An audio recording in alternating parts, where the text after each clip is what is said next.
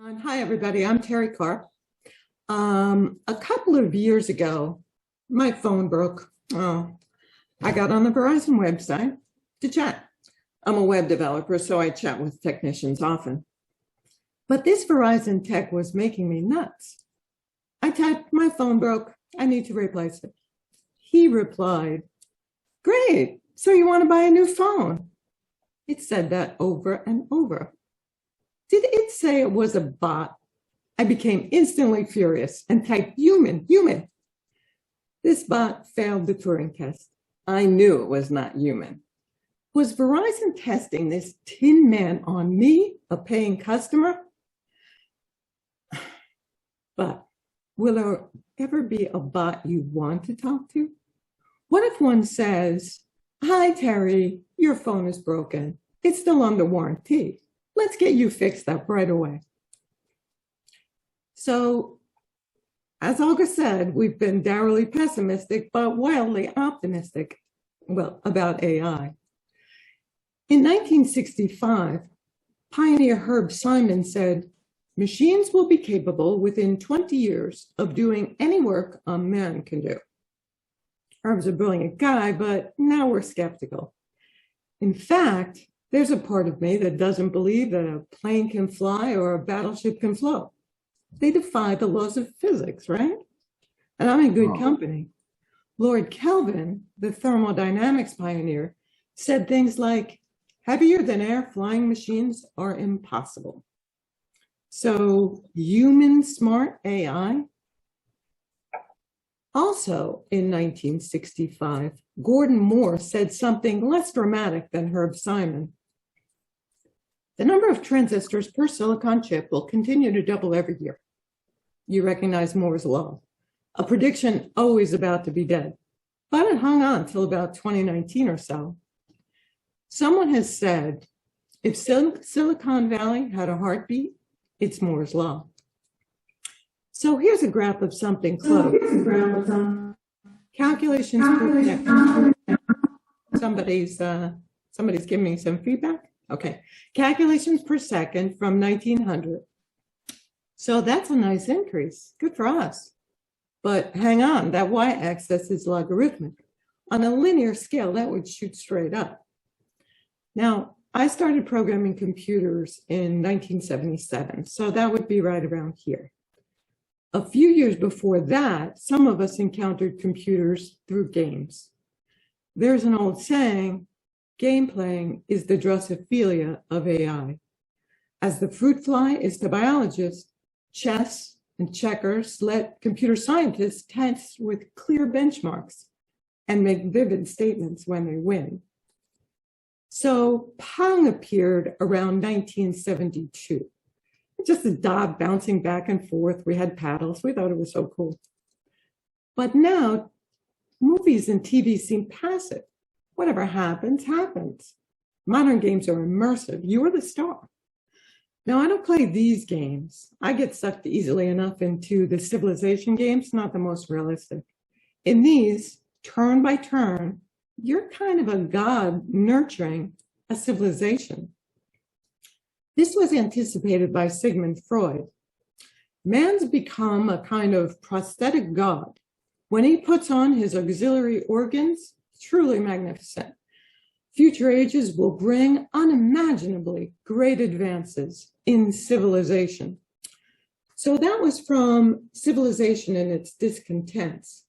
So Freud knew I'd be addicted to a game called Civilization. He's quite a therapist, huh? Well, we don't even always feel like gods. Garry Kasparov said, a computer will never beat me 7 years before being beaten by Deep Blue. His swagger had been well earned. He was at the top of his and anyone's game. Humans are tops. We're smarter than anyone around. Lions, great apes, bees. We could leave animals a tiny part of the planet, but we typically don't feel like it. So for 70,000 years or so, we're on top of the hill. What could knock us off? Aliens? Now, around the same time as Pong, there was Shaky, the first robot to use AI. he was kind of embarrassing, named Shaky. So let's zoom ahead to 2015. Uh-oh, how embarrassing. Just too cringy, right? Ooh, but how about now? In just 6 years, these robots went from a slip on a banana peel joke to these guys. Amazing physical engineering. They're not just hardware, they're also software. In conventional or procedural programming, I, the programmer, must predict and define the inputs exactly, detail the rules for processing to produce the exact outputs. This can be an expert system. Facts and procedures are loaded into if-then rules, making good old-fashioned AI.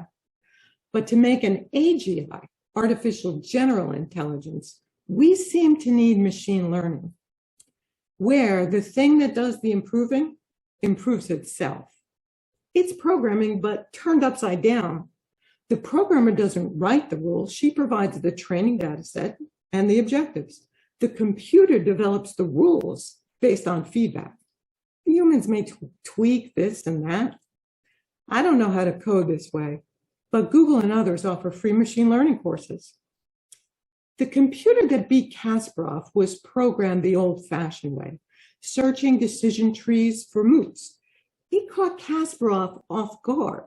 It got so fast in those 7 years, able to build deeper trees to see farther than any human could. Faster counts, more on that later. Now, chess programs are built with deep learning, an advanced type of machine learning. AlphaZero, Google's DeepMind chess project, was built with an initial starter algorithm that was given only the rules of the game, no strategy. It began learning by playing itself, starting with random moves. The winning algorithm survived to the next generation, a super fast survival of the smartest, using massive amounts of data it created itself. After 2 hours, AlphaZero was beating humans. After 4 hours, it was beating the best chess engines. Human programmers really can't correct AlphaZero because it's alien to them. Some say AGI is the last technology humanity will ever invent. Machine learning, like so much else in computer science, was anticipated by Alan Turing. A discussion of AI would be neglectful to mention Turing, but I actually did mention him about that Verizon bot that failed his test.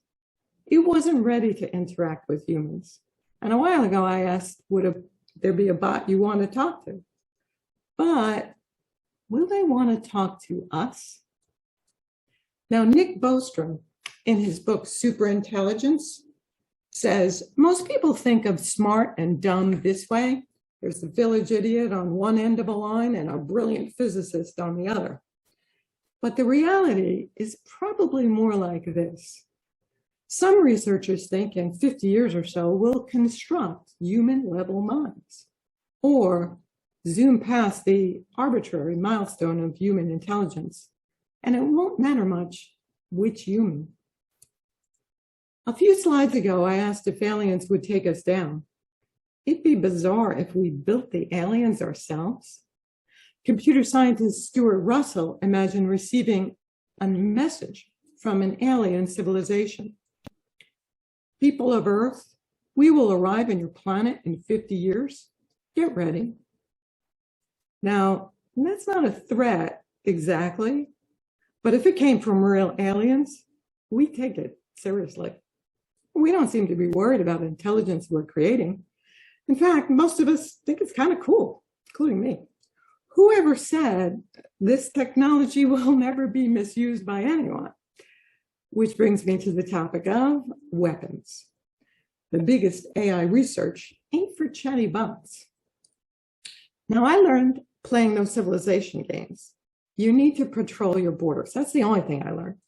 So the military has a legitimate interest in technology. Remember Spot, the robot dog we saw dancing? When the French used him in a military exercise, Boston Dynamics didn't like it. Spot has terms and conditions. They disallow use to harm or intimidate any person or animal as a weapon. This has been recently defied. It's in the news now, but so the US had a national security commission on AI. The chair was Eric Schmidt, one of the founders of Google. Last year, they issued a 700-page report. So this from the intro page. Americans have not yet grappled with how profoundly the AI revolution will impact our economy, national security, and welfare. Big decisions need to be made now to accelerate AI innovation and benefit the US and to defend against the malign uses of AI. The report criticizes Russia, who has historically demonstrated a willingness to deploy risky and under-tested weapon systems. Here's the Russian Uran-9 unmanned combat-armed robot. It performed badly in Syria, I understand. Imagine that baby coming up Fifth Avenue. But they are really concerned about China, who, quote, is an AI peer in many areas and an AI leader in some applications. We take seriously China's ambition to surpass the United States as the world's AI leader within a decade. As flawed as the US is, I don't want China to get there first. I'm not moving to Hong Kong anytime soon. Now, we have our own issues. Built-in bias is a serious problem. Google and Facebook have made terrible and embarrassing mistakes. Some presume that much of it is lazy programming, as in the initial data sets for facial recognition predominantly used white people. Speaking as a lazy programmer myself, I have to say I mostly believe it.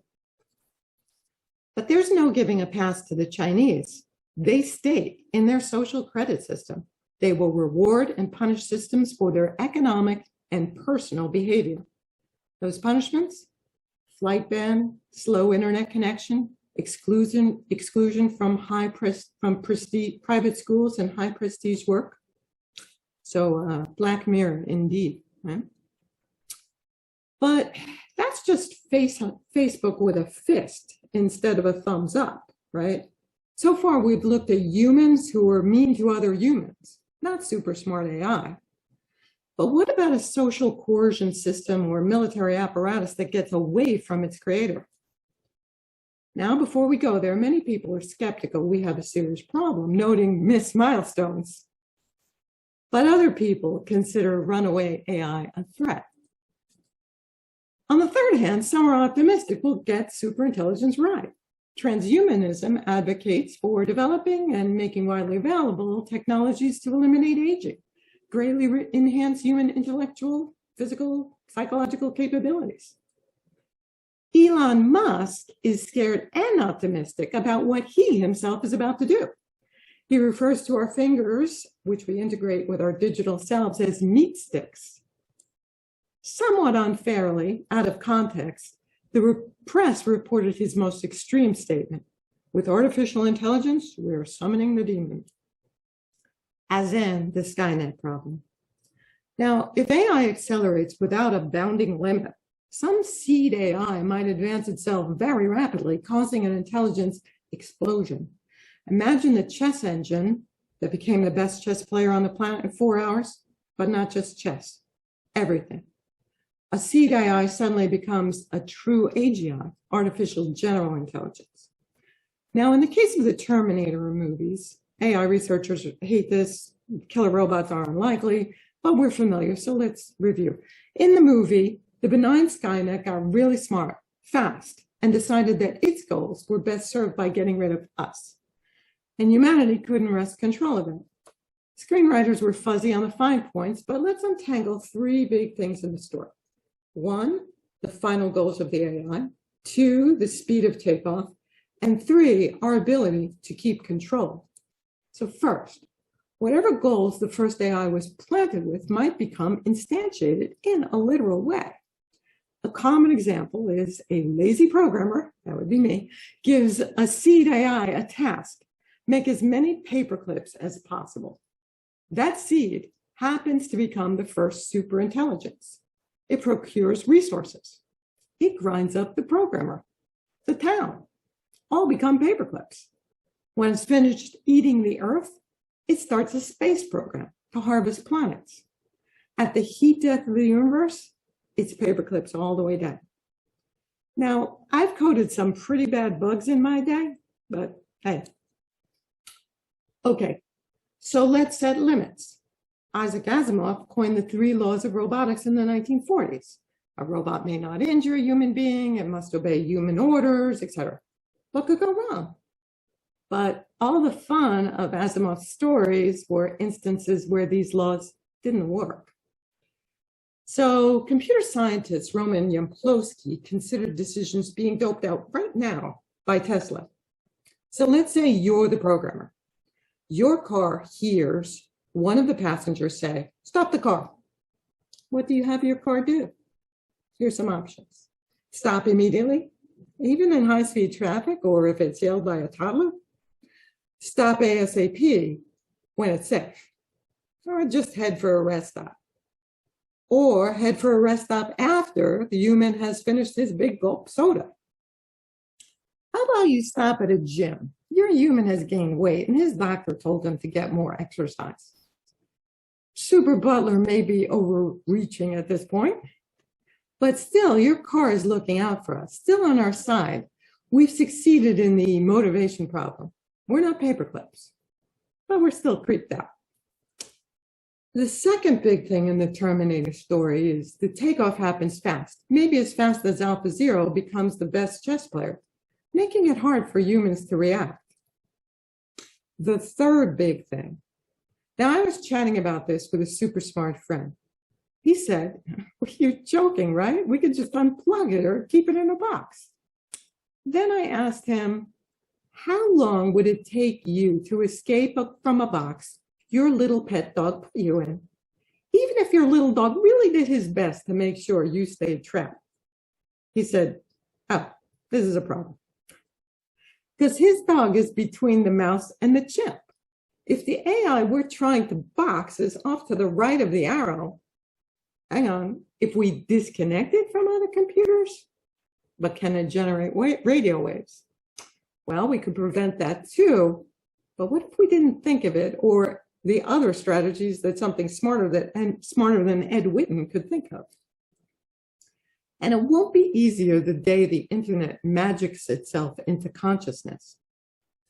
Now, consciousness is a big word, always a topic in philosophy. Are animals conscious? I'm conscious, but are you? You claim to be, so I guess I believe you. What if an AI claims to be conscious? Descartes, the think therefore I am guy from the 1600s, he saw mechanisms in the royal gardens performing sophisticated patterns. He considered animals, even humans, in their movements, mechanical or hydraulic, but thought that machines would never attain abstract conceptions like God, mathematics, or justice. So to be or not to be, a computer will never answer Hamlet, someone said. In John Searle's Chinese Room, we have a person who takes symbols passed to him, looks up each in a book, and writes a corresponding symbol. He doesn't realize he's translating Chinese. He doesn't understand what he's written. This isn't thinking, Searle says. This is what a computer does. It will never think. But Steven Pinker says speed matters. If the translator isn't a guy with a book, but rather an entity running at 100 teraflops, can recognize idioms, can construct human and creative original works, which they already have, can make up jokes, which they already have, although they're not ready for the circuit, does it matter they're not made of meat? E.J. Dijkstra said, the question of whether machines can think is about as relevant as the question of whether submarines can swim. So far, we've considered a few scenarios: how humans might use smart machines against other humans, then if humans become malevolent. But what if we're the bad guys? Even if a machine can't think in that special way that humans can, should they have rights? Jeremy Bentham said animals deserve rights because they suffer. In the Star Trek episode, in a Star Trek episode, a human is suing to avoid being dismantled. His attorney's summary argument may not be Shylock's speech by Shakespeare, but I defy anyone not to be moved by it. So let's flip back to concerns about the machine, this time not realizing it's doing something bad. What if an AI runs simulations about how it should care for its humans by creating a synthetic human brain to test on, emulating biological brains molecule by molecule? Suppose it runs experiments to understand us better. It tests our digital cousin's capacity for hunger, loneliness, torture. There may be a Holocaust every second. We don't even notice. Hang on, that's also gloomy. There's counterweight upsides. AI is really already helping us solve problems. For instance, one instance, climate change, modeling emissions, building efficiency. Closer to home, we invite Alexa and Siri into our lives. I'm wearing a Google Fitbit to keep in shape. And my lousy sense of direction no longer keeps me from venturing out thanks to Google Maps. It's great. Google, in fact, knows more details about me than anyone. My steps, trips, conversations, photos. Maybe we don't need to worry about AI going nuts because we'll merge with it. Now, 10 years ago, Nick Bostrom, this guy, said interfaces with our wetware would need to be limited. An organic brain is just a diffusion of nerves. How could those absorb the flood of information about how to surf or fly a fighter jet? But just last year, didn't take that long, Elon Musk has put a device, Neuralink, a Fitbit for the brain, he calls it, inside the head of pigs and monkeys. Remember Pong, our so-cool video game from the 1970s? Here's a monkey playing Pong with his brain wirelessly. What if you could be a genius like Mozart, or with a minor medical procedure, be able to walk along the ocean floor for hours? The enhancements would be pricey. Digital vibe would be eugenics on steroids. Those who don't enhance might sound like to the enhanced like a cow sounds to us. Would they be respected? Based on how we treat creatures less smart than us? Now, I've just touched the surface. There's so much to discuss, but I have three final thoughts. First, philosopher Yuval Noah Harari says, people who don't understand they're hackable are the most hackable. So be aware this is coming. Second, as Eric Schmidt said, big decisions need to be made now. Those decisions should be under scrutiny of knowledgeable citizens at every turn. That's us. Vote with knowledge. Finally, let's aim higher. Let's commit to the digital minds that might live alongside us or merge with us, embody our ideals and goals. Let's pass on what we value: beauty, complexity, nature, uniqueness, to the next generation of beings, whatever they're made of. Thank you.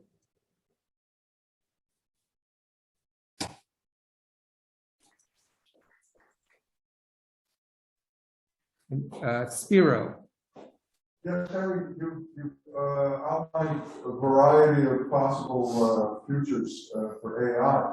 What do you personally think? Where do you think we're going to go? Are you optimistic or pessimistic? Optimistic or optimistic or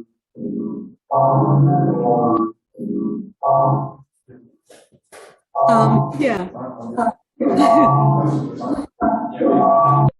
Do I have to answer it 6 times? Because that's how many times I've heard. So your question is, am I an optimist or a pessimist? And I would put myself on both sides of that camp. But I tend to be a techno optimist. The original title for my talk was, Can a Machine Be a Humanist? So tied up with that is like what goals we might have. And we have wonderful goals that we could employ, right? So we want to let's say that we take a look at what we are now. Like let's look at self-driving cars, right? Let's say self-driving cars kill 100,000 people a year, and that would be terrible. And we would scrutinize that and agonize over every single death. My goodness. But if you are aware that currently humans kill 1 million people on the roads every year, then you have to look at it in context, right? And the equation changes. But we are not going to feel for those 900,000 people who aren't dead every year, because they're not dead and we don't know about them. So we are constantly in a case of where we don't understand how we've made advances already and how terrific those advances are, right? So I can't kind of wait until we have the medical advances that will allow us to cure cancer. I mean, the cure for cancer is out there somewhere, right? We just don't know what it is yet. We're kind of dribbling up to it and we're making our way up to it, but we don't know what it is. It's out there. If we get to the point where AI can snap in and start to give us answers, what more could we want than increased intelligence, right? I'll give you another example, if I may. So looking at that bias situation, right, where we make terrible mistakes, classifying, people as not people, say.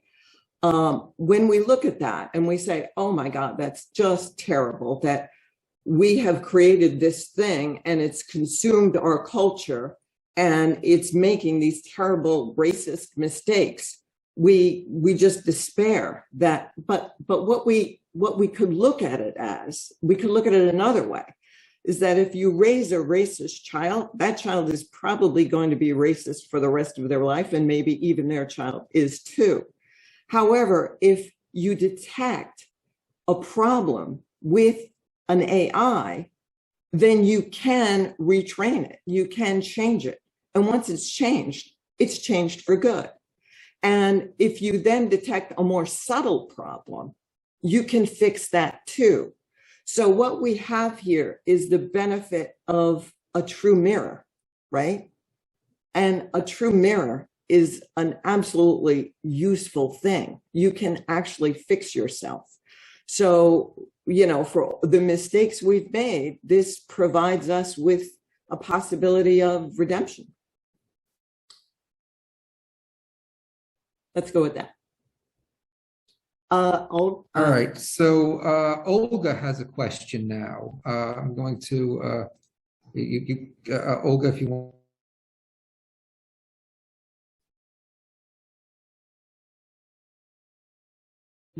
Okay, I could not unmute by myself for some reason. So, thank you for great presentation, and it's like gives the whole overview of the history from human to the robot, what we have right now. But you missed one stage. When people make chips, put chips inside their bodies. For example, you talked about Musk, and I said Musk and his pigs that he tried to put chips in. But actually, do you know about Neil Harbison, first cyborg artist, who lives like almost 20 years with implant in his brain? Yeah. If you don't know, and for some reason he did not get so much attention as Musk, because Musk could pay for this and Neil could not. And you could, of course, you could read about him. And there are several more cyborg artists who put implants, and it's like make friends with an enemy. You see, it's like blood. Long ago, there was this ritual of blood brothers or blood sisters when people cut each other and mix their blood. So it's against like mixing robot and human. So you get friends before they could. No, it's kind of I am part of the robot, so don't kill me, please. Yeah. Well, So that's one of the stage that probably at least some humans go to mix themselves with robots as much as possible. And actually pacemaker, Yep. what it is. right. Now, I have recently underwent eye surgery, and I actually have 4 different implants in my eyes at this moment, and they are great. I can see, I can read books without glasses. I can do, I can see like a kid again, which is terrific. I don't want to go back. And I think so naturally, just some mechanical thing that's helping my visual process doesn't have the same impact as implants in the brain and actually, teach you, all of a sudden I know how to surf or drive a fighter jet or whatever. But if you think of it as now, I'm not saying I'm going to sign up to be the first one to get these brain implants, although I think it would be really cool to be able to walk under the ocean. I would be really tempted because what the heck? But once you give up your autonomy to the cloud, right? You don't know who's in charge of the cloud, and then you don't have that barrier, the case, the envelope that is me, right? As opposed to just everybody else. But on the other hand, right, we are just so Deep Blue was a game engine that beat the game engine that was Gary Kasparov, right? Because intelligence, I think some researchers are moving towards where intelligence is substrate independent, right? And if you can, and really what's from the implants that are in my eyes right now, they're just helping my input ports blip, blip, blip onto my consciousness, right? And my consciousness is interpreting those blips, creating a simulation of what's going on in the weird quantum smear that is what is physical reality, apparently, we think. And so what if I help it along with some, silicon or whatever they're going to be making at the time? I'm going to be finding it tempting. I don't know if that answered the question.